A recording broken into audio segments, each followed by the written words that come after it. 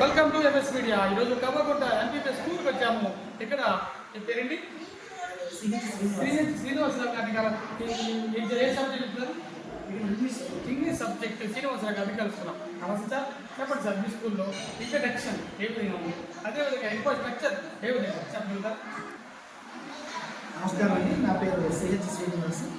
ఈ మండల పరిషత్ ప్రాథమిక పాఠశాల కవ్వకుంట నందు సెకండ్ గ్రేడ్ ఉపాధ్యాయుడిగా పనిచేస్తున్నాను. మా పాఠశాలలో 61 మంది విద్యార్థులు చదువుతున్నారండి. అయితే మా పాఠశాలలో ఉన్నటువంటి మౌలిక వసతులు అన్నీ కూడా చాలా చక్కగా ఉన్నాయని మేము తెలియజేస్తున్నాం.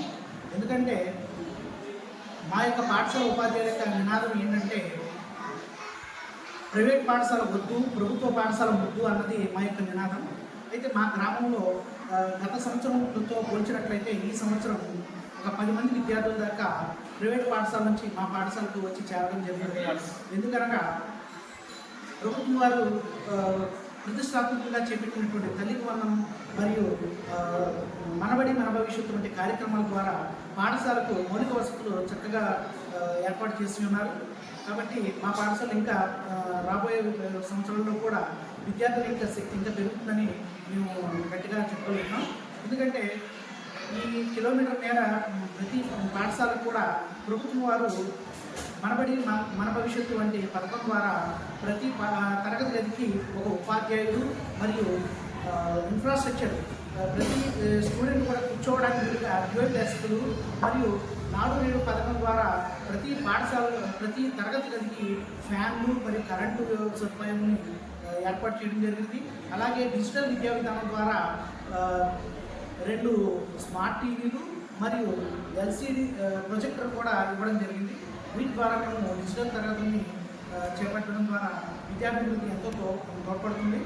ఓకే సార్, మీ స్కూల్లో మిడ్ డే మీల్స్, పౌష్టికాహారం, న్యూట్రిషన్ గుట్ట దొరుకుతా? వారానికి 5 రోజులు మరియు డే బై డే చిక్కీ మరియు రాజజావ వంటి రక్తహీనత ఉన్న విద్యార్థులకి పౌష్టికాహారం చక్కగా అందుతుందండి. అయితే మధ్యాహ్న భోజన పథకం పక్కా సీతంలో మధ్యాహ్న భోజన పథకం ద్వారా పిల్లలు చక్కగా భోజనం చేస్తారు. మా పాఠశాలలో 61 మందికి ఈరోజు హాజరైనటువంటి విద్యార్థులు 55 మంది మొత్తం అందరూ భోజనం చేశారు. ఎవరు ఇంటి దగ్గర నుంచి తెచ్చుకోవడానికి జరుగుతుంది. వీటితో పాటు క్రీడలు కూడా ప్రోత్సహిస్తున్నారు. విద్యార్థులకి ప్రభుత్వం వారు మాకు స్పోర్ట్స్ కిట్ని కూడా మాకు పంపిణీ చేయడం జరిగింది. వాటిని కూడా సాయంత్రం టైం టేబుల్ ప్రకారం 3 గంటలకి యోగా మరియు మాస్ డ్రిల్ జరుగుతుంది. మరియు వారంలో 3 రోజులు పిల్లల్ని కొన్ని ప్రత్యేకమైనటువంటి క్రీడలను కూడా ప్రోత్సహిస్తున్నాము. ప్రభుత్వం వారు పిల్లలకి చదువుకోవడానికి ఎటువంటి ఉచిత సౌకర్యాలు, పథకాలు అందజేస్తున్నారు? వారు తల్లికి వందనం పథకం ద్వారా ప్రతి విద్యార్థి యొక్క అకౌంట్లో 13,000 చొప్పున మా పాఠశాలలో అందరి విద్యార్థులకి జమ చేయడం జరిగింది. అయితే ప్రతి సంవత్సరం కూడా ప్రభుత్వం వారు ఇచ్చేటువంటి ఉచిత బ్యాగు, పుస్తకాలు మరియు వర్క్ బుక్కులు, యూనిఫాము, షూ, బెల్ట్ ఇవన్నీ కూడా మౌలిక సదుపాయాలు ప్రతి విద్యార్థికి కూడా అందజేయడం జరిగింది. దీని ద్వారా కాన్వెంట్ వాటికన్నా ప్రభుత్వ పాఠశాలలు ఎంతో ఉన్నగా ఉన్నాయని తెలియజేస్తుంది.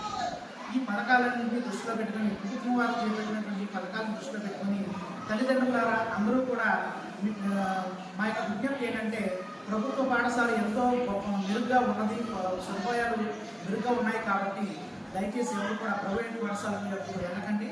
మీ యొక్క పిల్లల యొక్క బంగారు భవిష్యత్తుకి ప్రభుత్వ పాఠశాల ఎంతో తోడ్పడుతుందని నేను తెలియజేస్తున్నాను. ఎప్పటి వరకు ఎంపీపీఎస్ కవ్వకుంట శ్రీనివాసరావు గారు చాలా చక్కగా చెప్పారు. ప్రభుత్వ పాఠశాలలో ఇన్ని ఫెసిలిటీ ఉండగా మీరు ప్రైవేట్ స్కూల్స్ ఎందుకు వెళ్తున్నారు, ఎందుకు ఆకర్షింపబడుతున్నారని ఆయన ఆవేదన వ్యక్తం చేస్తున్నారు. గవర్నమెంట్ స్కూల్స్ రండి అని ఆయన సంతోషపడుతున్నారు. కాబట్టి మీరు కూడా ఆలోచించాలని మనస్ఫూర్తి మేము కూడా చెబుతున్నాం. ఇటువంటి స్కూల్ని క్రమశిక్షణగా తీర్చిదిద్దుతున్న శ్రీనివాసరావు గారిని కంగ్రాచులేషన్స్, వెల్కమ్. ఎంఎస్ మీడియా, ప్రతి చోట ప్రజల మాట.